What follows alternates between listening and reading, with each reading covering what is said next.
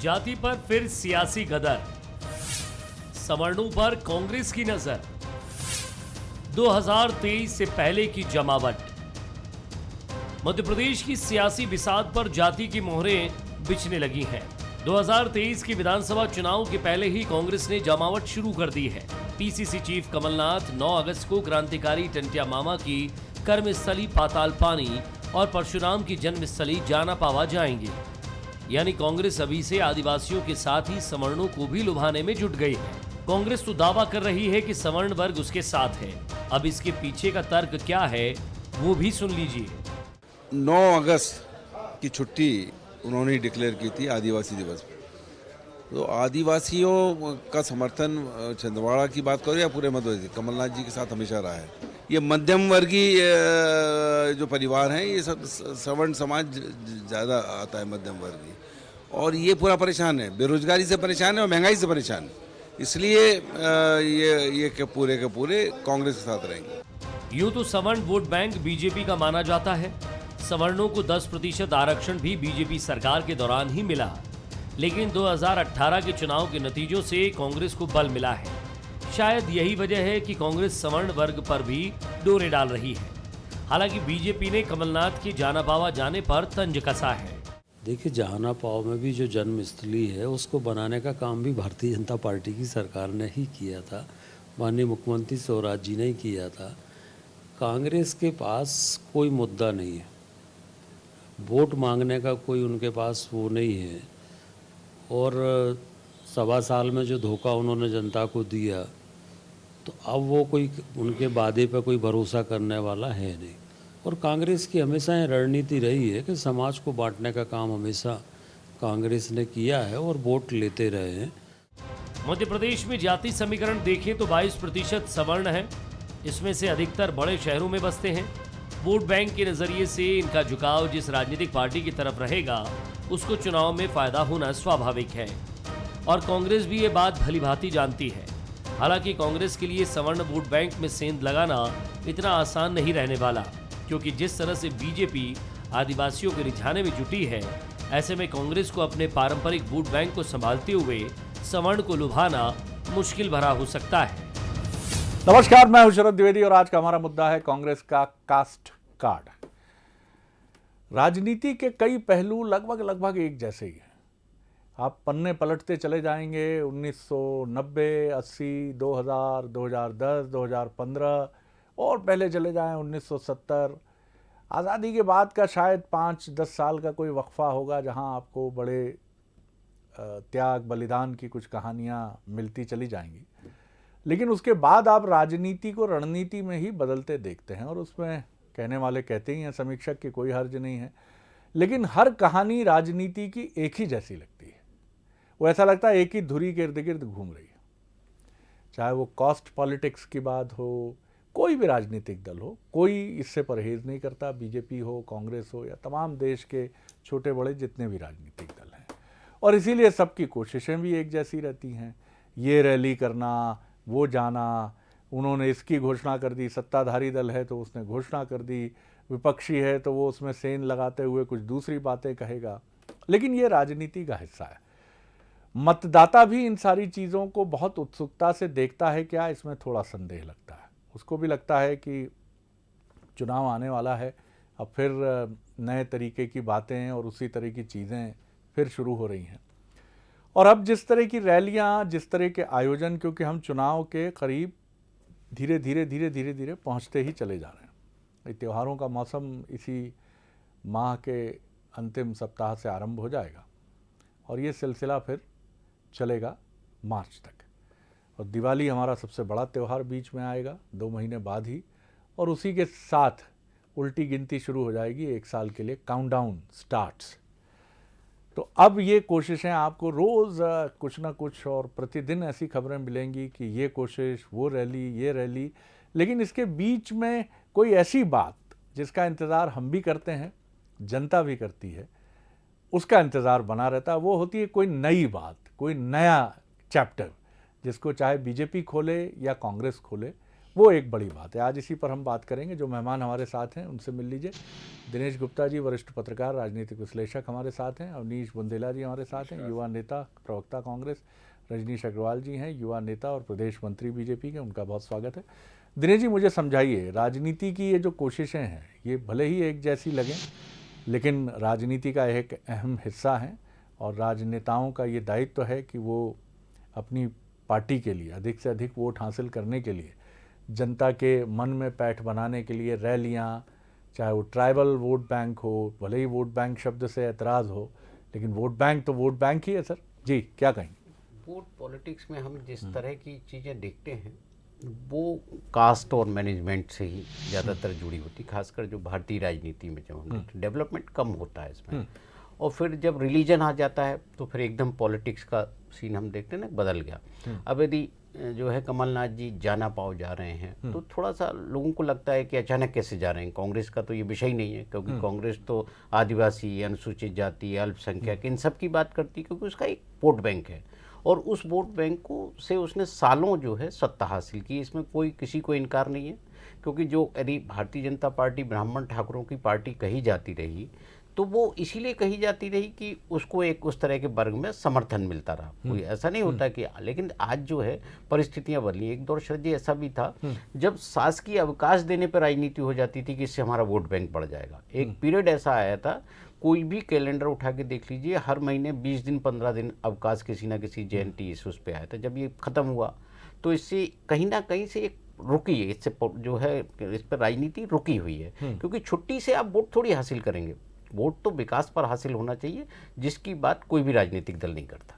अवनीश जी, देखिए सर, सबसे पहले तो मैं एक बात स्पष्ट कर दूं कि कमलनाथ जी के नेतृत्व में कांग्रेस पार्टी या कमलनाथ जी खुद, हमारी पार्टी कभी इस बात पर ध्यान नहीं देती कि भाजपा क्या छीटाकशी कर रही, क्योंकि ऐसा देखा गया है कि भाजपा की पूरी नज़र जो रहती है सिर्फ कांग्रेस पर रहती है। कमलनाथ जी कहाँ जा रहे हैं, वो क्या खा रहे हैं, वो कहाँ हैं, कितने दिन के लिए बाहर चले गए। देखिए, ये सर विषय नहीं होना चाहिए। आप सत्ताधारी दल हो, आपको ध्यान देना चाहिए कि बरसात में सड़कें क्यों खुद रही हैं।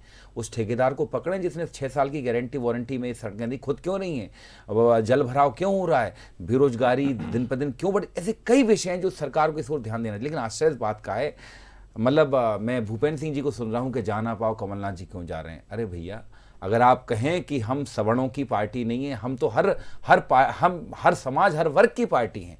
मैं कहूँ उत्तर प्रदेश में 7 ब्राह्मण मुख्यमंत्री किसने दिए? कांग्रेस पार्टी ने दिए। भाजपा बता दे उन्होंने एक भी दिया हो तो। लेकिन हम सिर्फ ब्राह्मणों की बात नहीं करते, हमने आदिवासियों को भी नेतृत्व दिया, हमने पिछड़ों को भी नेतृत्व दिया, हमने राजपूत समाज को भी नेतृत्व, जहाँ जो उपयुक्त रहा हमने शुरुआत से नेतृत्व दिया। और हमने कभी उसका शरद जी महिमा मंडन नहीं किया। जैसे ये मैंने पहली बार सुना था जब रामनाथ कोविंद जी राष्ट्रपति बने, तो 15 बार 3 मिनट में अमित शाह जी ने कहा था कि दलित राष्ट्रपति। तो ये बड़ा आश्चर्य होता है। आप अब अभी महामहिम द्रौपदी मुर्मू जी भी जो राष्ट्रपति बनी हैं, उनके बारे में भी बार बार ये आप प्रचारित कर रहे हैं कि आदिवासी। देखिए, कहीं ना कहीं अगर आप कास्ट पॉलिटिक्स से राजनीति को जोड़ेंगे तो सही कहा दिनेश जी ने कि विकास पीछे छूटता है, मेन मुद्दों के काम छूटते हैं। और सबसे बड़ी बात शरद जी, ये तो शायद भूल गए, इनने 2 दिन राजनीति कर ली झंडे के ऊपर, ये भूल गए कि हमारी तो 9 तारीख से झंडा यात्रा शुरू है। हर जिलेवार 75 किलोमीटर चलेगी, 15 तारीख तक चलेगी। क्योंकि हम पूर्व में भी कहा शरद जी कि तिरंगे का सम्मान कांग्रेस ही करना जानती है, इन्होंने तो कई साल तक सम्मान किया। तो शायद मुझे लगता है भूपेंद्र सिंह जी भूल गए होंगे, जबकि पहले से कार्यक्रम जारी है कि कमलनाथ जी का क्या कार्यक्रम, उसके बाद दिग्विजय सिंह जी का भी कहीं कार्यक्रम है, उसके बाद हमारे सारे वरिष्ठ नेता अजय सिंह जी, सुरेश प्रभु, सब अपने अपने स्तर पर जा रहे हैं। तो हम तो तिरंगा की यात्रा लेकर जा रहे हैं। और हाँ, एक बहुत ये पुनीत कार्य है, तो ये शुरू करना अच्छी बात है कि जैसे जाना पाव है, टांटिया मामा की स्थली है, तो वहाँ जा रहे हैं कमलनाथ जी। लेकिन आप उसको इस चश्मे से देखें, मतलब आश्चर्य बात का है जी, मतलब ये चर्चा हो रही कि कमलनाथ जी क्यों जा रहे हैं, तो मुझे इस पर बड़ा मतलब आपत्ति है। और मैं बार बार कहूंगा कि राजनीति का प्लीज इतना स्तर ना गिराएं, क्योंकि ना तो किसी चीज पर पेटेंट कांग्रेस का है और ना ही किसी चीज पर पेटेंट भारतीय जनता पार्टी का है। देखिए, अंत में जो भी निर्णय लेती है वो जनता लेती है। तो मेरा ये निवेदन है कि इतना अभिमान ठीक नहीं है, थोड़ा सा जमीन पर रहेंगे तो ज्यादा ठीक रहेगा। रजनीश जी, गुलाम अली साहब की गजल याद आ गई मुझे कि हंगामा है क्यों बरपा, अगर हम जाना पाओ जा रहे हैं तो। कहीं भी हम जाते हैं, यानी कमलनाथ जी, ऐसा कांग्रेस कह रही है कि हंगामा क्यों बरप जाता है, क्यों बातें होने लगती हैं कि साहब ये क्या हो रहा है, आप वहाँ क्यों जा रहे हैं, कैसे जा रहे हैं, इसमें तो राजनीति है, तमाम बातें। बहरहाल बीजेपी क्या सोचती है बताइए रजनी जी। देखिए, एक बात तो ऐसी है कि भारतीय जनता पार्टी को कोई आपत्ति नहीं है कि कमलनाथ जी कहाँ जाएं कहाँ नहीं जाएं, लेकिन सवाल राजनीतिक दल के नाते उस नियत पर बार बार उठती है जिस नियत के कारण तमाम प्रकार के राजनीतिक मुद्दे बनते हैं, जिन मुद्दों की बात विकास से जोड़कर, जन कल्याण से जोड़कर कही जाती है। बात ब्राह्मणों के इस महत्वपूर्ण स्थान के भगवान परशुराम जी से जुड़े हुए इस स्थान की, तो स्वाभाविक है कि भारतीय जनता पार्टी के कार्यकाल में भगवान परशुराम ने जन्म नहीं लिया था। जो हमने जाना पाव का उद्भव विकास किया और स्थान को एक जो पहले कभी कई वर्षों पहले सरकार को ध्यान देना चाहिए था, वो नहीं दिया गया था। वो शिवराज सिंह चौहान जी की सरकार क्यों नहीं किया साहब? क्या दिक्कत थी, क्या परेशानी? सवाल ब्राह्मणों के स्थान का नहीं है। ब्राह्मणों की आस्था बाकी लोगों की आस्था से ज्यादा हो सकती है। टंटा अमील हो, भीमा नायक हो, चंद्रशेखर आजाद हो, वो भी ब्राह्मण है। जनेऊ उनके शरीर पर और तलक माथे पर, तो वो भी जाने जाते रहे हैं। तो ऐसे रघुनाथ साह, शंकर साहब, इनके स्मारक क्यों नहीं बनाए गए?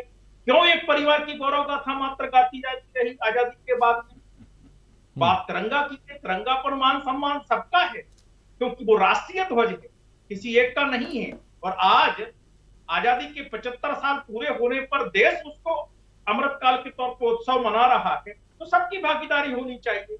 हमारा तिरंगा था, इन्होंने क्यों? अरे देश का तिरंगा है, राष्ट्रीय ध्वज देश ने स्वीकारा है, तो सवाल इसका नहीं है। और जब बात अलग अलग धर्म जाति को लेकर होगी तो बात तो उठेगी। बात आपने क्या किया, क्या नहीं किया, क्या करना चाहिए था, सब उठेगी। राजनीति में उठती रही है।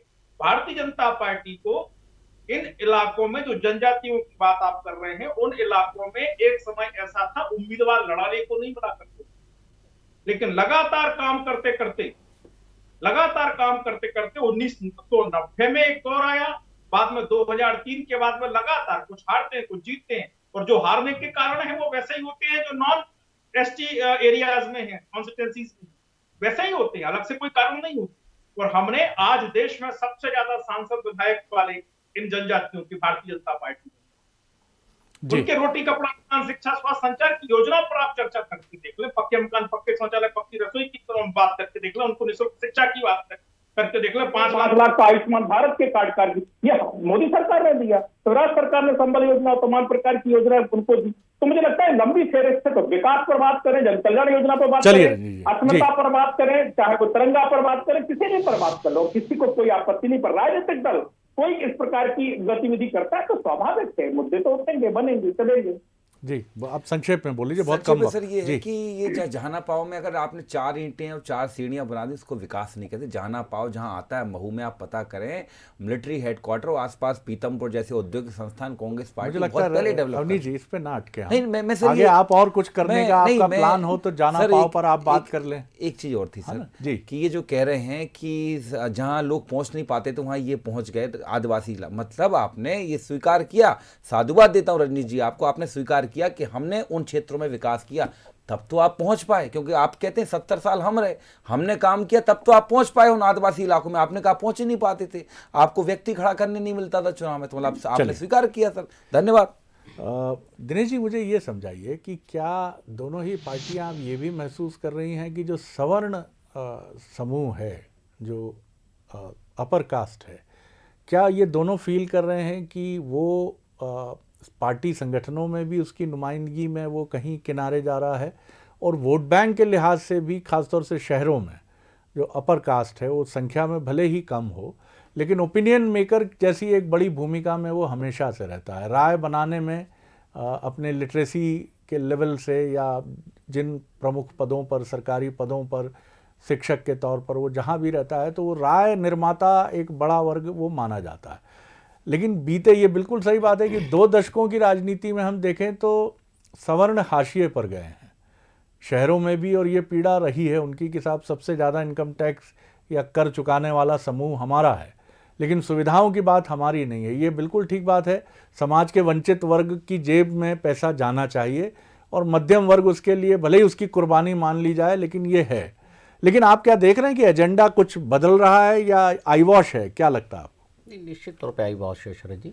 आप यदि पिछले दिनों की मध्य प्रदेश की राजनीति को देखेंगे ना, तो जिस तरह से ओबीसी पॉलिटिक्स पर बात हुई है, जो 27% और उससे आगे भी जाने की जब बात हुई, और यहाँ तक कि जो फिगर जिस तरह के आए, उसमें ऐसा लगा कि जो अपर कास्ट है वो तो मध्य प्रदेश में है ही नहीं है। SC ST और OBC ही जो है जिस तरह का मैसेज देने की कोशिश हुई। लेकिन जो वास्तविकता ये है कि ये ओपिनियन मेकर है तो वो ओपिनियन मेकर है, लेकिन ओपिनियन मेकर क्या जो है आपको डिसाइडिंग फैक्टर हो जाता है क्या? ये सबसे महत्वपूर्ण है। जब हम आदिवासियों के लिए जो आरक्षित सीटें हैं उससे आगे जब जाते हैं तो हमको लगता है कि यहाँ आदिवासी डिसाइडिंग हो गया जनरल सीट पर भी, या SC जहाँ हैं वोटर वहाँ बहुजन समाजवादी पार्टी खड़ी हो जाती है और जनरल सीट पर वो चुनाव जीत जाती है, तो कहीं ना कहीं SC डिसाइडिंग हो जाए। तो अलग अलग तरह के जो फैक्टर हैं जो राजनीति में देखते हैं, और ये जो पॉलिटिकल एक्टिविटीज़ भी है तो उसी के कारण होती है। यदि आप देखिए ना कि जाना पाँव मालवा मध्य भारत के इलाके में है तो उधर आदिवासी वोट भी हैं। आपने देखा सालों से तक वहाँ जो है धर्म परिवर्तन के खिलाफ जो है वो भी चलाया, अभियान भी चलाया हुआ है। बहुत सारे बजरंग जो अपना हनुमान चालीसा और कई तरह के जो है पाठ वहाँ हुए हैं। तो ये एक्टिविटीज़ क्यों हैं? अपने राजनीतिक आधार बढ़ाने के लिए होती है। तो राजनीतिक आधार बढ़ाने के लिए यदि आप कास्ट पे जा रहे हैं तो वो राजनीतिक ये मानते हैं कि हाँ ये हमारा कर्तव्य है क्योंकि हम इसी के कारण शायद पिछड़े होंगे। लेकिन उस क्षेत्र में जो दीगर चीज़ें हैं वो बहुत महत्वपूर्ण होती है, क्योंकि आदिवासी क्षेत्र या आरक्षित क्षेत्र, कोई भी आरक्षित क्षेत्र होगा, वहाँ अपर कास्ट कितना डिसाइडिंग है इस पर भी अब बात हो रही है। क्योंकि ये देख रहे हैं कि जहाँ आरक्षित सीटें, चूँकि सारे कैंडिडेट आरक्षित वर्ग के हैं, उसमें अपर कास्ट का क्या रोल हो सकता है, ये नई तरह से उसके बारे में सोचा जा रहा है और एक्सरसाइज राजनीतिक दल कर रहे हैं।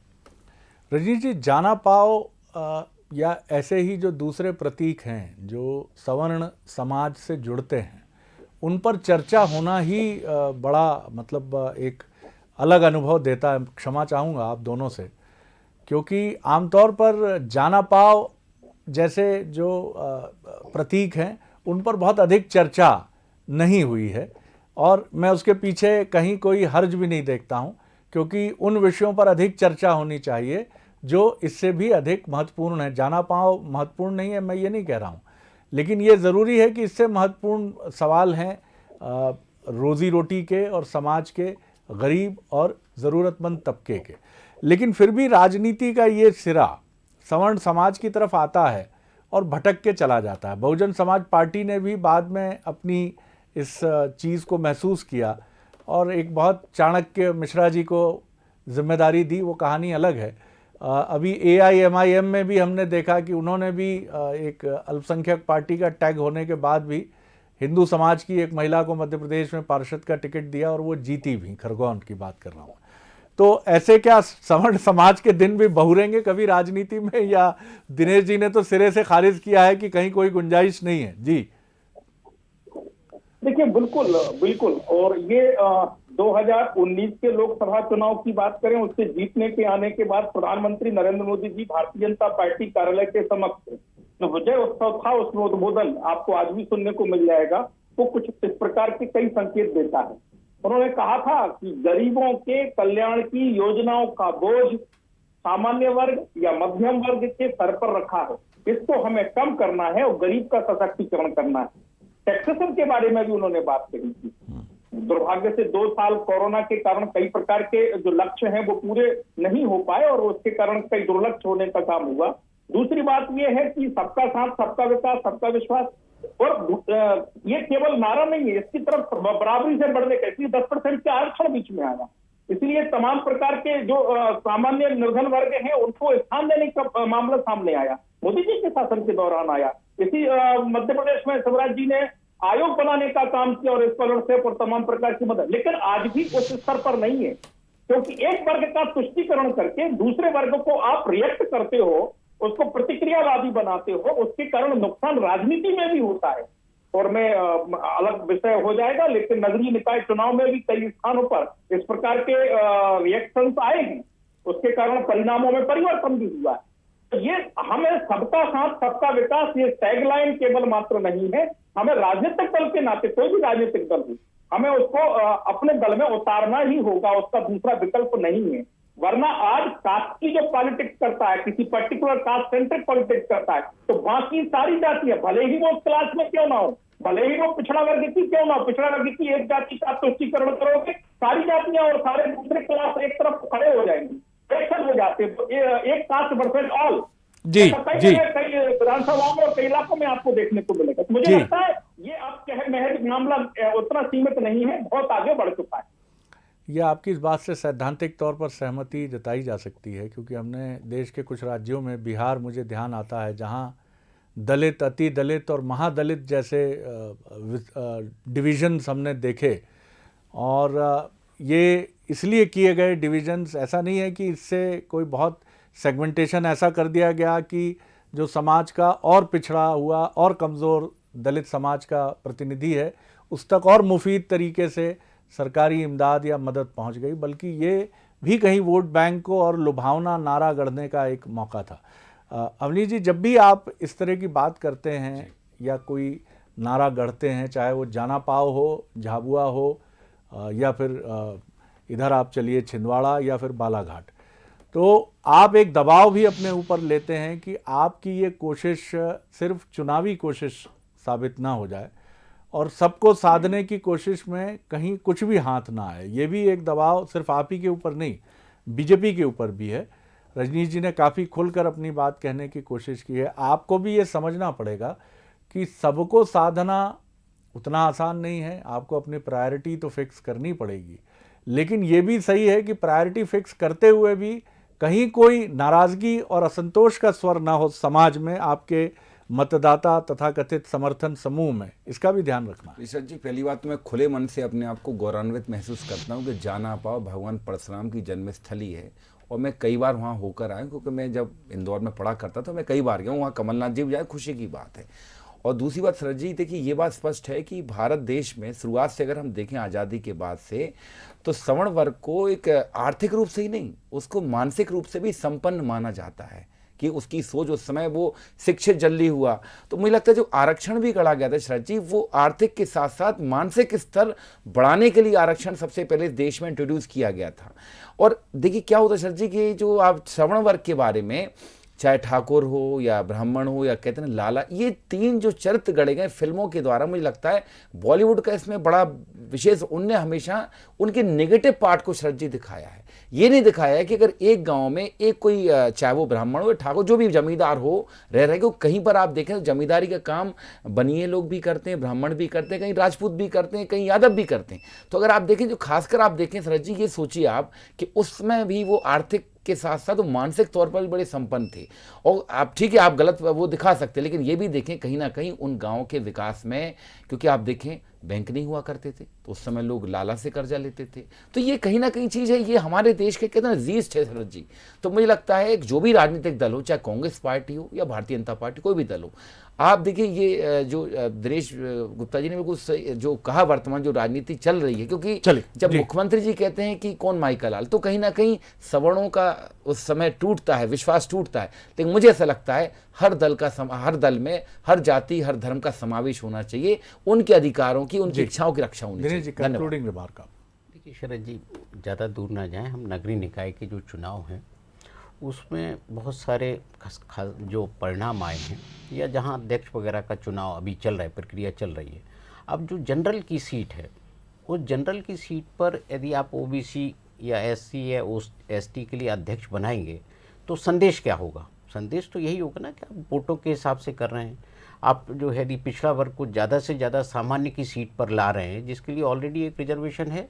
तो फिर ये एक संदेश बहुत स्पष्ट है कि पार्टी किस तरह से, किस लाइन पर जा रही है, विधानसभा चुनाव के हिसाब से वो वोटों को किस तरह से एडजस्ट कर रही है। ये सबसे इम्पोर्टेंट बात है। लेकिन राजनीतिक दलों का ये अधिकार है कि वो अपनी रणनीति बनाएं और जनता के अलग अलग समूहों तक, जो जातिगत समूह भी हैं, उन तक भी पहुँचें वो।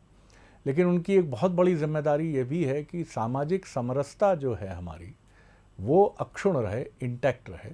ये सबसे महत्वपूर्ण बड़ा प्रश्न है, इसलिए कि संविधान ने जो एक चीज़ें तय की हैं वो बिल्कुल मुफीद तय की हैं, चाहे वो आरक्षण हो, चाहे तमाम व्यवस्था हो। लेकिन वक्त के साथ कुछ चीज़ें ऐसी भी आगे बढ़ती चली गई हैं जिन चीज़ों को एड्रेस करना संवैधानिक दृष्टि से न भी सही, लेकिन आपको इस दृष्टि से ये देखना होगा कि आप जो भी फैसले या घोषणाएं कर रहे हैं वो कहीं समाज में दरार तो पैदा नहीं कर रहा है, क्योंकि ये एक बहुत महत्वपूर्ण चीज़ है। कुछ अरसे पहले, बल्कि 2 दशक पहले दलित एजेंडा मध्य प्रदेश में जब लाया गया तो ये बात कही गई कि ये क्लास कॉन्फ्लिक्ट को जन्म दे रहा है, ये ओबीसी और दलित के बीच में कन्फ्रंटेशन का इशू बन रहा है। मैं बिल्कुल ये नहीं कहूँगा कि सरकारें ये इस इरादे से ये करती हैं, उनका उद्देश्य निश्चित तौर पर अपनी लोकप्रियता को बढ़ाना होता है, लेकिन इसी में कई बार कुछ ऐसी चीज़ें होती हैं, क्योंकि समाज बहुत संवेदनशील है, उसके नेता, समाज के नेताओं की मैं बात कर रहा हूँ, वो कई बार निहित स्वार्थों से संचालित होते हैं और जो चीज़ें सरकारों की तरफ से तय की जाती हैं उसका इंटरप्रिटेशन नीचे जाति समूहों तक कुछ अलग पहुंचता है। तो ये बड़ी जिम्मेदारी है राजनीतिक दलों की, राजनेताओं की, कि वो महापुरुषों की तस्वीरों पर, प्रतिमाओं पर मालाएं चढ़ाते रहें, जाते रहें, घोषणाएं करते रहें, लेकिन सामाजिक समरसता का और सबको साथ लेकर चलने के संवैधानिक भाव को कभी उपेक्षित न छोड़ें। बहुत शुक्रिया रजनी जी, बहुत धन्यवाद अवनीश जी, और बहुत शुक्रिया दिनेश जी। आगे देखिए छत्तीसगढ़ आज का मुद्दा, गोधन पर गदर। नमस्कार।